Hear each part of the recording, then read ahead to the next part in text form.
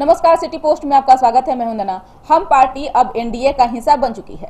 पूर्व CM Jitan Ram Manjhi NDA में शामिल हो गए हैं। पूर्व सीएम ने आज अपने आवास पर आयोजित एक प्रेस कॉन्फ्रेंस में इसका ऐलान भी किया है। मांझी पहले 3 सितंबर को एनडीए में शामिल होने वाले थे, लेकिन कल से पितृपक्ष शुरू होने की वजह से उन्होंने अचानक निर्णय बदला और आनन फानन में प्रेस कॉन्फ्रेंस बुलाकर आज बुधवार को ही महागठबंधन छोड़कर एनडीए में शामिल होने का ऐलान कर दिया है। जीतन राम मांझी ने कहा है कि विकास के मुद्दे पर हम एनडीए में शामिल हो रहे हैं। सीट शेयरिंग को लेकर के कोई विशेष बातचीत नहीं हुई है। हालांकि जीतन राम मांझी ने यह भी कहा है कि सीट कोई मुद्दा नहीं है। आपको बता दें कि महागठबंधन में रहते जीतन राम मांझी लगातार कोऑर्डिनेशन कमेटी बनाने की मांग करते रहे, लेकिन तेजस्वी यादव ने उनकी भी जीतन राम मांझी को भाव नहीं दिया है। महागठबंधन छोड़ने के बाद जीतन राम मांझी ने राजद पर जमकर हमला बोला है। मांझी ने कहा कि आरजेडी में करप्शन, भाई भतीजावाद चलता है। लालू प्रसाद यादव पर तंज कसते हुए उन्होंने कहा है कि मेरा बेटा 8वीं पास नहीं है, वो एमए पास है। मांझी ने आगे भी कहा है कि महागठबंधन में रहकर कोऑर्डिनेशन कमेटी बनाने के लिए पहले आरजेडी को कहा, अब आरजेडी ने हमारी मांग नहीं मानी तो हम कांग्रेस के पास गए और कांग्रेस ने भी कहा कि हमको कुछ समय दीजिए, हम कुछ समय में ही सब कुछ ठीक कर देंगे, लेकिन कांग्रेस पार्टी भी कोऑर्डिनेशन कमेटी नहीं बना पाई। जीतन राम मांझी ने आगे कहा कि हमने नीतीश कुमार की पार्टी जेडीयू के साथ गठबंधन कर लिया है, हम अलग पार्टनर के रूप में एनडीए से जुड़े हैं। जैसे एनडीए में हमारी पार्टी शामिल हो गई है। जीतन राम मांझी ने कहा है कि नीतीश कुमार को चौथी बार सीएम बनाने के लिए पूरा जान दे देंगे। ये आप लोगों का कि बहुत शॉर्ट नोटिस में आप लोग यहाँ पर आ गए, तो आज का मकसद सिर्फ यही है कि जो कुछ दिनों से हमारा राजनीतिक कार्यक्रम चल रहा था, महागठबंधन में रह करके हम जब समन्वय समिति की बात किया, कोऑर्डिनेशन कमेटी की बात किया और उसमें 3-4 महीना राजद को दिया, फिर 2-3 महीना कांग्रेस को भी दिया। उनका आश्वासन था कि हम लोग सब ठीक कर लेंगे। लेकिन ये कहना चाहते हैं हम कि बचपन से ही सिद्धांत पर चलने का हम मन बनाया है और उसी के अनुसार हम चलते रहे हैं। और जब अंत देखा कि अब ये लोग महागठबंधन के लोग समन्वय समिति के पक्ष में नहीं हैं, तो वैसी परिस्थिति में आपने देखा कि गत महीना में 20 तारीख को हम महागठबंधन से अलग होने का इरादा कर लिया, फैसला कर लिया।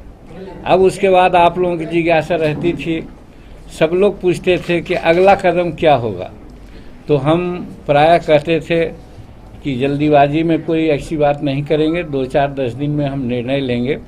और आपने देखा कि ऐसे तो हम 3 तारीख को बोले थे कि 3 तारीख को कुछ करेंगे, लेकिन आज हम बाहर से आए हैं, 2-3 दिन के अपना क्षेत्र और अगल बगल के लोगों के जो मर्डर हुआ है, कुछ और वारदातें हुई है, उसके बाद तो लगा आज की जो जल्दीबाजी में तो नहीं, लेकिन जो अच्छा काम होता है जितना शीघ्र हो जाए, इसी सिलसिले में आज आप लोगों को आमंत्रण दिया है। और आज हमने निर्णय ले लिया, हमारे लोग हमको अधिकृत भी किए हुए थे कि कहाँ हम लोग जाएंगे।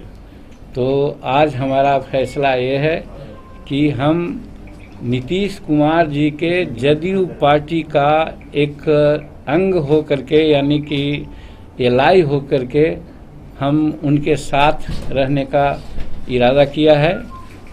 मर्जर की बात हमारे लोग नहीं करते थे, इसीलिए मर्जर की बात नहीं आई है। हम उनके साथ एलाई के रूप में काम करेंगे। नेचुरली जब जदयू और माननीय नीतीश कुमार जी एनडीए के जब पार्टनर हैं, तो हम भी अपने को मानते हैं कि आज से एनडीए के पार्टनर हम लोग हो गए। लेकिन ये बात सही है कि हम नीतीश कुमार जी के जदयू के नज़दीक हैं और उन्हीं के अपना पार्टनर मान करके आज हम चलने को फैसला किया है। अब इसमें कुछ प्रश्न आता है, आप लोग प्रश्न कीजिएगा स्वाभाविक कि क्या है शर्त, कितने सीट पर लड़ेंगे। तो देखिए, हम कहना चाहते हैं, ऐसे भी है, वो आप लोग सब जानते हैं कि प्यार में और युद्ध में कोई इफ वट नहीं होता है, सब चीज़ जायज़ होता है। हमारा कहना है कि जब हम युद्ध में जा रहे हैं और एक दूसरे के साथ दिल में दिल मिलाने की बात किया है तो यहाँ पर कोई प्रश्न नहीं उठता है और लाभ हानि की बात नहीं सोची जाती है।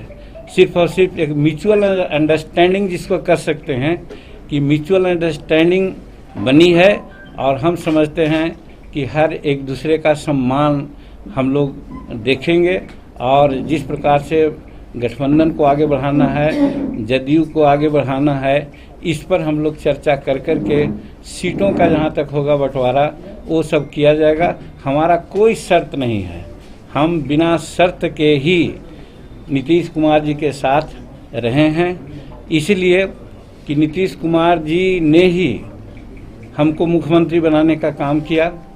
ये अलग बात है कि किन कारणों से हम हटे या हटाए गए तो गड़े मुर्दा उखाड़ने की कोई ज़रूरत नहीं है, लेकिन जहाँ से सम्मान मिला है उस सम्मान को आज भी हम मद्देनज़र रखते हुए हम निर्णय लिया कि अगर हमको कहीं जाना ही है तो हम नीतीश कुमार जी के साथ रहेंगे और इसीलिए मर्जर न करके उनमें पार्टी में विलय नहीं करके एक अलग पार्टनर के रूप में नीतीश कुमार जी के साथ रहने का हमने फैसला लिया है और बिना शर्त के फैसला है। यही आज आप लोगों से हम कहना चाहते हैं और इसी के लिए आप लोगों को कष्ट दिया था। सीट का कोई भी प्रश्न आप कीजिएगा, हम सीट के बारे में कुछ नहीं बोलेंगे, इसलिए कि हमारा कोई बात ही नहीं है सीट का कि क्या करेंगे क्या न होगा। वो आपस में बैठ करके हम लोग इसको तय कर लेंगे और यथासंभव ही वो तय हो जाएगा, वो आपके सामने आ जाएगा। और हमारे जितने भी कार्यकर्ता हैं सब लोग इसके लिए हमको अधिकृत किया, वो आज भी है।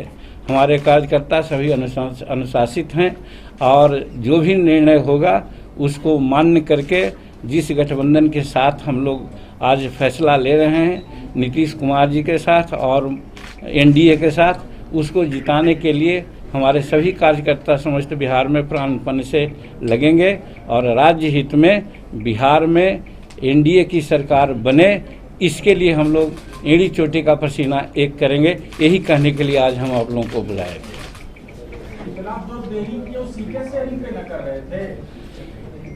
देखिए, कोई भी काम जब होता है तो विचारोपरांत होता है और विचार तो अपना हम उसी दिन मन बना लिया था, लेकिन हमारे यहाँ जमहूरियत है, डेमोक्रेसी है।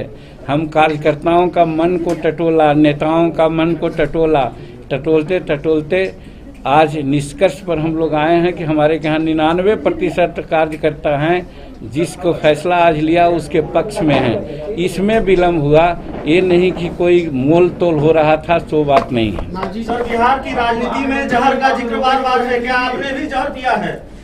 देखिए, जहर पीने का कोई सवाल नहीं, जो जिनके लिए जहर कहीं कोई हो तो हो सकता है।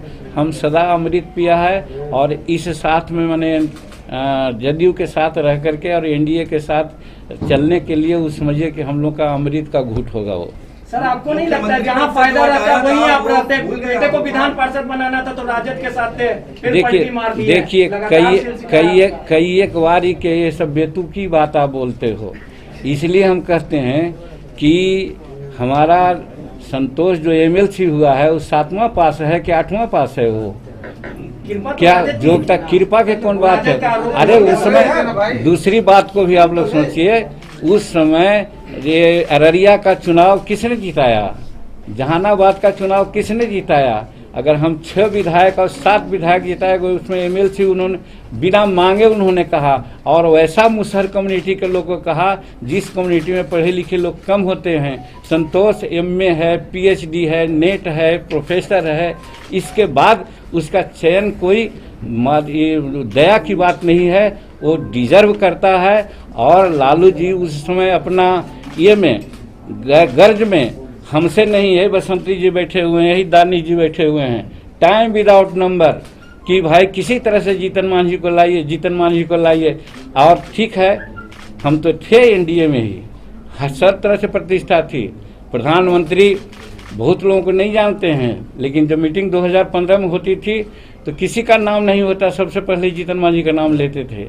अभी इंडिया राइजिंग का चल रहा था वहाँ दिल्ली में, हम 3rd फ्रंट में बैठे हुए थे, वही कुक्कुट बांध के बारे में उन्होंने चर्चा शुरू किया कि हम बिहार के लिए किया, जो 24 करोड़ में था अब 300 करोड़ में होने जा रहा है। हमने उसको किया, देखिए जीतन मांझी बैठे हुए हैं, उन्हीं का राज का। सब लोग देखने लगा कि कौन जीतन मांझी है। तो कहने का मेरा मतलब, हमको हर तरह से सम्मान था, लेकिन लालू प्रसाद जी के गलत माने चक्कर में हम पड़ गए कि आओ भाई, जो एनडीए नहीं कर रहा है हम लोग आपको साथ देंगे, चाहे आरक्षण का मामला हो, सामाजिक न्याय का मामला हो। लेकिन वहाँ जब हम गए तो हमको तो यही लगा कि वहाँ भाई भतीजेवाद है, करप्शन है, हर तरह से अपने बारे में विशेष सोच है, न कि राज के बारे में सोच है।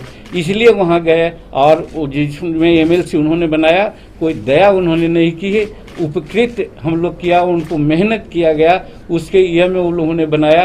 यही आज से आप लोगों को समझना चाहिए। करप्शन वाली चीज 90 के दशक से है, आपको अभी पता चला? सर एक बात बताइए, क्या आप विधानसभा का चुनाव लड़ेंगे? अभी नहीं सोचा है हमने कहा है, ये बात को भी जान लीजिए कि अभी पहले कहा था, एक शब्द को याद रखिए कि हमने कहा था कि बचपन से हम सिद्धांत पर चलने का प्रयास किया है। और ज्येष्ठ राजनीति में जिस समय हम आए थे, हमने कहा था कि 75 वर्ष की उम्र तक सक्रिय राजनीति यानी चुनाव की राजनीति में लोगों को रहना चाहिए। 75 वर्ष की उम्र के बाद चुनाव की राजनीति में नहीं जाना चाहिए। हम 75 वर्ष क्रॉस कर गए हैं। वैसी परिस्थिति में हम 80% अपने को यही सोच रहे हैं कि हम चुनाव नहीं लड़ेंगे। लेकिन जमहूरियत है, कार्यकर्ताओं का मनोबल है, राज्य हित है, जिस दल में हम लोग गए हैं, जिस गठबंधन में गए हैं, उनका क्या विचार है, इस पर विचार करके आगे निर्णय लेंगे। लेकिन अभी यही है, हम अपने मन से चुनाव लड़ने के पक्ष में नहीं हैं। कुशवाहा जी आ रही है आपके साथ? अब ये बात हम नहीं कर सकते हैं, क्योंकि हम 2 दिन से बाहर थे, आज आए हैं। क्या यहाँ की पॉलिटिकल स्थिति है, इसकी जानकारी हमको नहीं है। सर एक सवाल है कि जिस तरह से महागठबंधन सरकार से अलग थे, उस समय कई तरह के आरोप थे सरकार के ऊपर, बेरोजगारी मुद्दा रहा, दलितों को का शोषण आपने मुद्दा बनाया, कई तरह की चीजें। क्या लग रहा है कि आप जब जदयू में मिलने जा रहे हैं तो ये मुद्दा जीतन राम मांझी के लिए सक्रिय रहेगा, ये बंद हो जाएगा, बैठ जाएगा? देखिए, कोई भी मुद्दा को सॉर्ट आउट करने का तरीका होता है। जब बाहर रहता है आदमी तो बोल करके भड़ास निकालता है, लेकिन जब साथ होता है तो मिलजुल करके विचारों उपरांत अगर कहीं कोई कमी है उसको दूर करने का प्रयास करता है। तो हम नीतीश जी के साथ और एनडीए के साथ इसलिए आए हैं कि कहीं कोई बातें ऐसी होगी जो जनता आजकल उसको नहीं